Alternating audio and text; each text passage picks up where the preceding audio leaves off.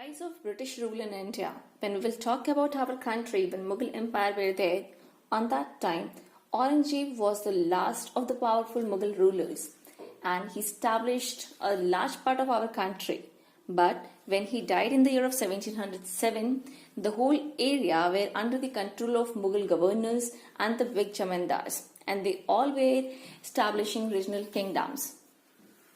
But there only the Mughal Empire was not end. When we will discuss about in future about this 1857 revolt, there also Bahadur Shah Jafar took part in this 1857 revolt against Britishers, which we will discuss afterwards. So finally, where that all Mughal Empire were totally end in the 1857. So we know that our country from ancient time is much more prosperous and rich. So due to the economic prosperity and cultural inheritance, people from different nations of the world came to India. There was a lot of demand for the Indian spices, muslin, silk cloth, indigo, etc. in the European countries. The Portuguese sailor Vasco da Gama discovered the sea route to India in 1498 AD. When he reached Calicut in the western coast of India near Goa, so he just carried out the business there. This is considered as an important event in the world as this opened the doors for other Europeans to come to India for trading purpose. The Portuguese were the first to arrive in India for trade after the discovery of the sea route to India. Within a span of 100 years, the Portuguese took control of several territories like Diu, Daman, Goa, Cochin, Malacca, etc. Inspired by the Portuguese success in trade, the Dutch from Holland they also came and the Danish from Denmark arrived in India for trading purpose. So the English traders established the East India Company to carry out trade with India.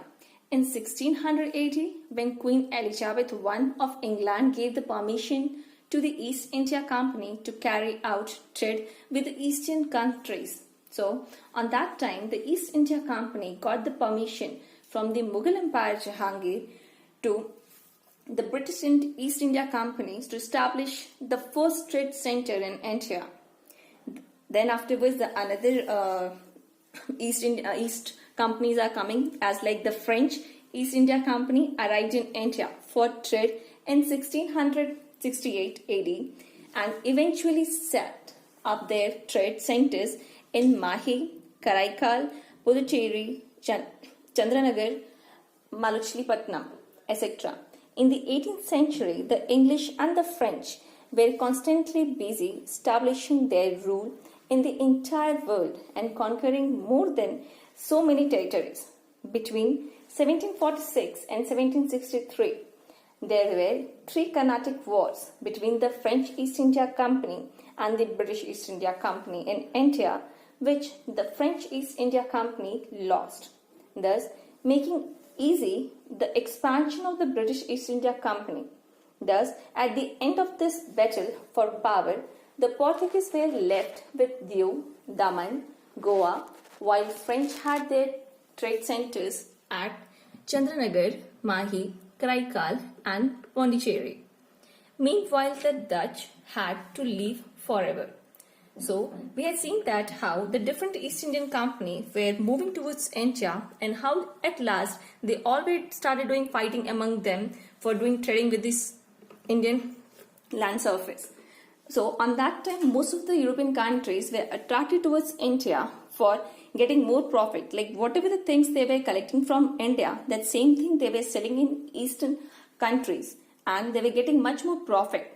And that's the reason most of the European countries moved towards the Asian countries to collect this all goods. Thank you.